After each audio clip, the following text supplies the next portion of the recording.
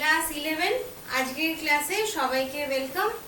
খাতা পেন নিয়ে বসে যাও, যখন ভিডিও দেখবে তখন অবশ্যই খাতা পেন নিয়ে বসে যাবে, তাহলে যেগুলো আমরা শিখবো সেটা খাতায় নোট করে নিলে ধারণাটা পাকাপোক্ত হবে। আজকে আমরা শিখবো তাপগতীয়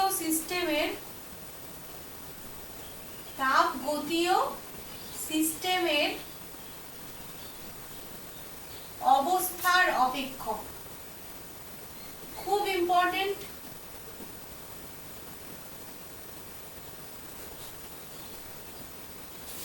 স্টেট ফাংশন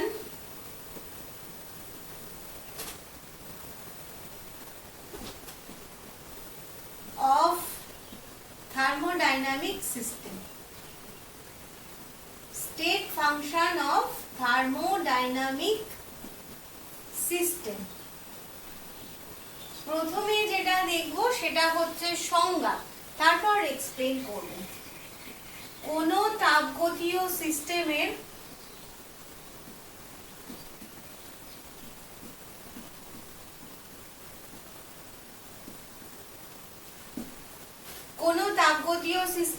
কোন মুহূর্তে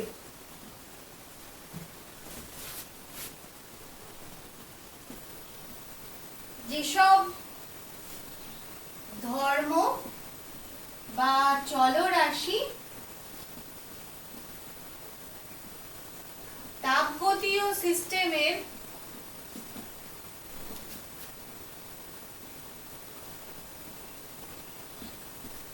অবস্থার উপর নির্ভর করে না,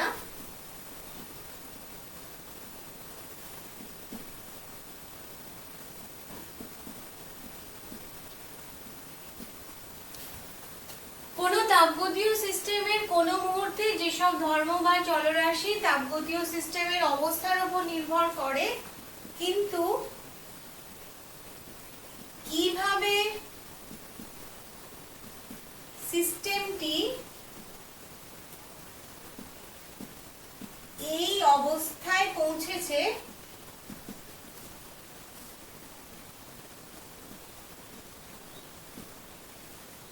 তার উপর নির্ভর করে না।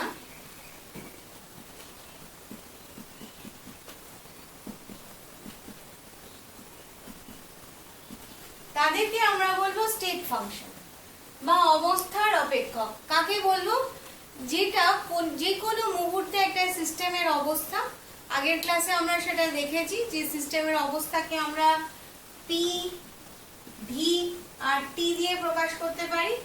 পি চাপ, ভি ভলিউম, টি হচ্ছে টেম্পারেচার আর সংযুতি। এদেরকে দিয়ে আমরা প্রকাশ করতে পারি একটা সিস্টেমকে ব্যাখ্যা করতে পারি। এদেরকে আমরা বলছি থার্মোডাইনামিক ভ্যারিয়েবলস বা চলরাশি। তো এবার আমরা যেটা শিখবো সেটা হচ্ছে একটা সিস্টেম একটা অবস্থা থেকে আরেকটা অবস্থায় পৌঁছলো এবং তখন যে যে ধর্মগুলো পরিবর্তন সেই অবস্থার উপর নির্ভর করলো, কিন্তু কিভাবে সেই পরিবর্তনটা হলো তার উপর নির্ভর করলো না, তাদেরকে আমরা বলছি স্টেট ফাংশন বা অবস্থার অপেক্ষক। কোনগুলোকে আমরা অবস্থার অপেক্ষক বলবো? চাপকে বলবো, আয়তনকে বলবো, টেম্পারেচার তাপমাত্রা টি, তারপর এনথালপি এখনো নতুন, এনট্রপি, আন্তঃশক্তি,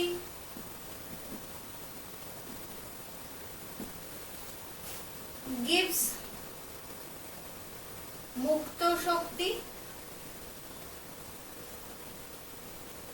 এগুলোকে আমরা বলবো অবস্থার অপেক্ষক বা স্টেট ফাংশন। যেমন স্কুল থেকে বাড়ি যাচ্ছি বা বাড়ি থেকে স্কুলে আসছি, এই যে রাস্তাটা, আমি পায়ে হেঁটে যেতে পারি, আমি সাইকেলে করে যেতে পারি, অটো করে যেতে পারি, রিক্সা করে যেতে পারি, কিন্তু আমার ডিস্টেন্সটা কোনো পরিবর্তন হচ্ছে না। ডিস্টেন্সটা আমি যেভাবে খুশি যাই না কেন তার উপর ডিপেন্ড করছে না, ডিস্টেন্সটা একই আছে। এক্ষেত্রে তাহলে ডিস্টেন্সটা কি হবে, ডিস্টেন্সটা একটা স্টেট ফাংশন হবে। আর আমি হেঁটে গেলে আমার অনেক বেশি সময় লাগবে, সাইকেলে গেলে আর একটু কম সময় লাগবে। তাহলে এক্ষেত্রে সময়টা কিসের ওপর নির্ভর করছে, সময়টা কিন্তু আমি কিভাবে যাচ্ছি তার উপর নির্ভর করছে। তাহলে এক্ষেত্রে সময়টা কি হয়ে যাবে, সময়টা হয়ে যাবে পাথ ফাংশন বা পথ নির্ভর রাশি। একটু পরে আসছি আমরা সেই সম্বন্ধে আলোচনা, পথ নিরপেক্ষ রাশি আর পথ নির্ভর রাশি। এবার আরেকটা জিনিস আমরা যেটা এক্ষেত্রে আলোচনা করব, একটা স্টেট ফাংশনের পরিবর্তন, একটা সিস্টেমের স্টেট ফাংশনের পরিবর্তনকে আমরা কিভাবে প্রকাশ করব। একটা স্টেট ফাংশনের প্রাথমিক অবস্থা অর্থাৎ কোনো প্রক্রিয়ায় যাওয়ার পূর্বে যে অবস্থা সেটাকে আমরা বলছি প্রারম্ভিক অবস্থা, প্রারম্ভিক অবস্থা বা ইনিশিয়াল স্টেট। কোন একটা চাপগতীয় চলরাশি, সেটা যদি প্রারম্ভিক, সেটা কোন একটা তাপগতীয় চলরাশি আমি ধরে নিলাম x, প্রারম্ভিক অবস্থায় তার মান x1। প্রক্রিয়াটা সম্পূর্ণ হয়ে যাওয়ার পর যে অবস্থাটা হলো সেটাকে আমরা বলবো অন্তিম অবস্থা। অন্তিম অবস্থা, অন্তিম অবস্থা x2। এক্ষেত্রে তাহলে পরিবর্তনকে আমরা কিভাবে প্রকাশ করব, delta x equal to x2 minus x1। তাহলে ডেল্টা x হচ্ছে একটা স্টেট ফাংশনের পরিবর্তন, তাকে আমরা প্রকাশ করছি x2 মাইনাস x1 দিয়ে। স্টেট ফাংশন খুব ইম্পর্টেন্ট, কিন্তু অনেকেই আমরা বুঝতে এটাকে ভালোভাবে না পারলে কিন্তু সমস্যা, আর যদি ভালোভাবে বুঝে যায় তখন আর কোনো সমস্যা নেই। তাহলে এমন একটা অবস্থা, এখানে কিন্তু অবস্থা বলতে ফিজিক্যাল স্টেট বুঝছি না, মানে কোনো একটা কঠিন তরল গ্যাসীয় যে অবস্থা বুঝি সে অবস্থা নয়। এখানে অবস্থা বলতে বুঝছি কারেন্ট সিচুয়েশন, একটা সিস্টেম কারেন্ট অবস্থায় যেটাতে আছে, যে যাকে আমরা প্রকাশ করছি পিভিটি দিয়ে, যাদেরকে আমরা বলছি থার্মোডাইনামিক ভ্যারিয়েবলস বা তাপগতীয় চলরাশি। তাহলে যেমন একটা চায়ের কাপ গরম আছে, তো সেটা গরম অবস্থা, কিছুক্ষণ পর কাপটা ঠান্ডা হয়ে গেল, তাহলে সেটা হয়ে যাবে ঠান্ডা অবস্থা। তারপর আরেকটা, যেমন এখান থেকে একটা যদি আমি পাহাড় ভাবি, এরকম একটা পাহাড় আছে, পাহাড়ের তলদেশে একজন আছে, তো সে এইভাবে পাহাড় বরাবর ঘুরে ঘুরে এখানে পৌঁছতে পারে, আবার এই সোজাসুজিও যেতে পারে। এক্ষেত্রে যদি এর এনার্জি, এখানে যেহেতু একদম তলদেশে রয়েছে, কোনো হাইট নেই, এখানে এর এনার্জি হবে 0। আর এই হাইটটা যদি h হয় এবং এর ভর যদি m অভিকর্ষজ ত্বরণ g হয়, তাহলে এর স্থিতিশক্তি কি হবে, এখানে পৌঁছে স্থিতিশক্তি হবে mgh। এবার এইভাবেই যাক আর এইভাবে ঘুরে ঘুরে যাক, যেভাবেই যাক, এই ব্যক্তি যখন এখানে পৌঁছবে তখন কিন্তু তার শক্তি হয়ে যাবে mgh। এখানে ছিল 0, এটাকে আমরা বলবো প্রারম্ভিক অবস্থা, আর এটাকে আমরা বলবো অন্তিম অবস্থা। তাহলে বোঝা গেল অবস্থা, স্টেট ফাংশন আমরা কাকে বলবো ভালোভাবে বুঝেছো। পথ নিরপেক্ষ রাশি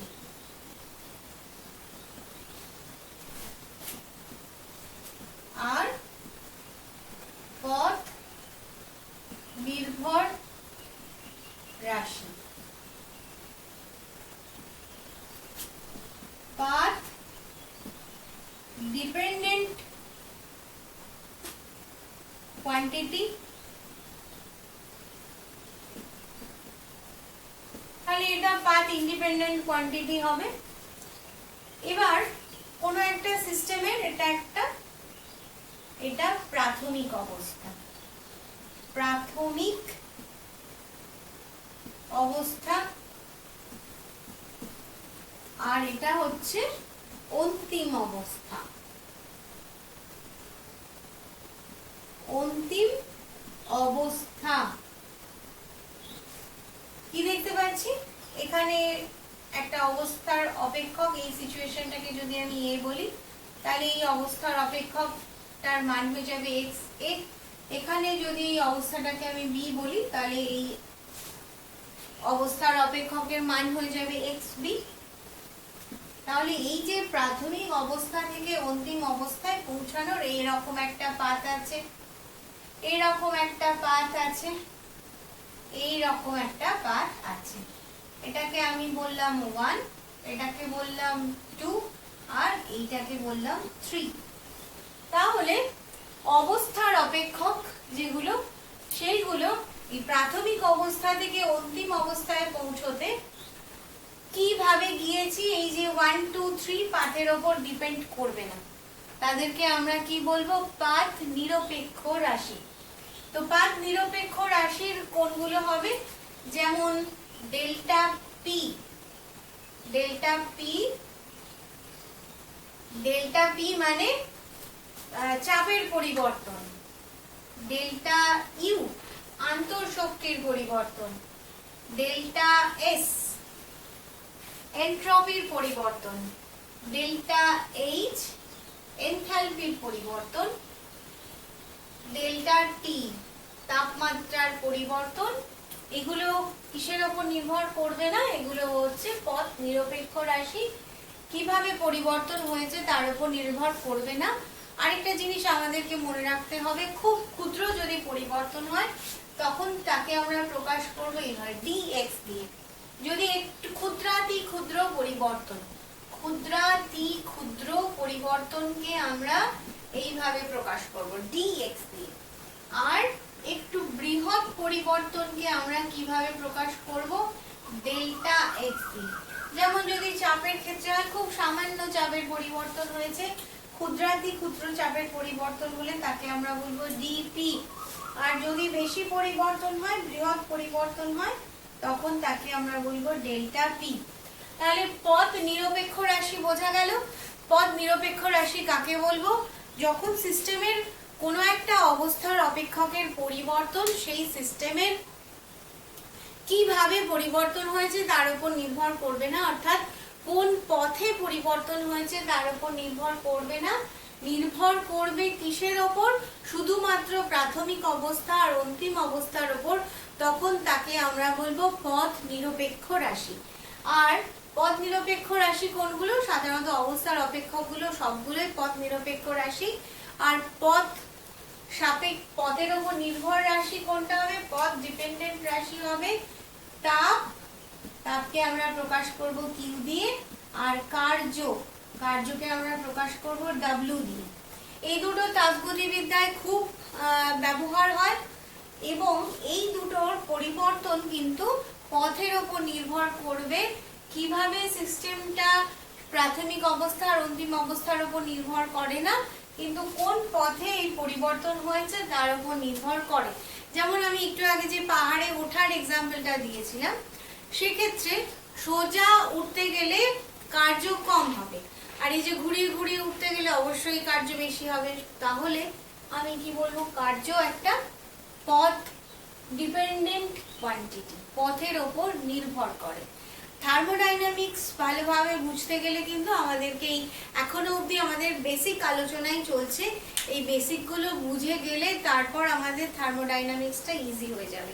তাহলে আজকে আমরা যে স্টেট ফাংশন আর পাথ ফাংশন শিখলাম, এটা কিন্তু খুব ইম্পর্টেন্ট। 90% বাচ্চার কাছে এই কনসেপ্টটা একটা ধোঁয়াশা থেকে যায়, কিন্তু খুব সোজা সংজ্ঞা বই দেখে এটা আমরা লিখলাম না, পথ নিরপেক্ষ রাশি আর পথ নির্ভর রাশি, এটা বই থেকে মুখস্থ করে নেবে। আর হচ্ছে যে স্টেট ফাংশনটাও মুখস্থ করে নেবে ভালো করে। তাহলে স্টেট ফাংশন কাকে বলবো, শুধুমাত্র কিভাবে পরিবর্তন হয়েছে তার উপর নির্ভর করবে না, অবস্থার উপর শুধু নির্ভর করবে, তাদেরকে আমরা বলবো স্টেট ফাংশন। আর কোন পথে পরিবর্তন হয়েছে তার উপর নির্ভর করলে সেটা হয়ে যাবে পাথ ফাংশন।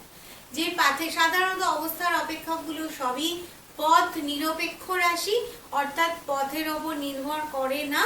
আর তাপ এবং কার্য এই দুটো রাশি পথের ওপর নির্ভর করে, এদেরকে আমরা বলবো পাথ ডিপেন্ডেন্ট কোয়ান্টিটি। তাহলে আজকের ক্লাস এই পর্যন্তই। মন দিয়ে অবশ্যই ভিডিও দেখতে থাকো, বন্ধুদের সাথে শেয়ার করো, যাতে বেশি বেশি করে এই ক্লাসগুলো সবার কাছে পৌঁছে যায়।